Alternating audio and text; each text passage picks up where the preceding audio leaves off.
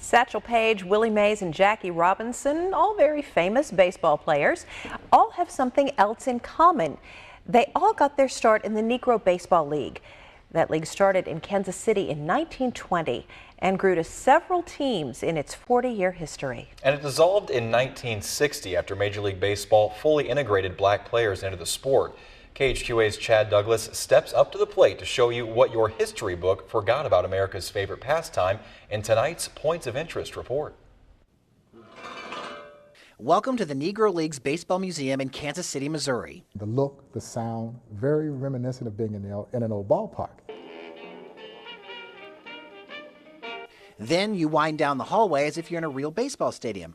Turn the corner and you see a timeline of American history. Just above the timeline are baseball-related events. Many of the great changes that occurred in our society socially occurred as a result of baseball. Through most of the museum, you can see the field of legends, but you just can't get to it. More symbolism here, because back in the day, that's how the black players felt. They knew they were good enough to play with the white players in the major leagues. They just couldn't get to the field. You see, we wanted our visitors, particularly our young visitors, to at least remotely understand what segregation was like. There is so much history in this museum that even the greatest history buff wouldn't know. One of the little-known facts is the fact that night baseball originated in the Negro Leagues. Bob Kendrick is the president of the Negro Leagues Museum and says history books will tell you the first night game in baseball happened in 1935 in Cincinnati as the Reds played the St. Louis Cardinals. However, the Kansas City Monarchs of the Negro League started having night games in 1930. Kendrick says the moral of the story is if you don't control the pen, you don't control the story. It's a story of pride, a story of passion. Kendrick says the main purpose of this museum is to take control of that pen and share the story the way it should have been.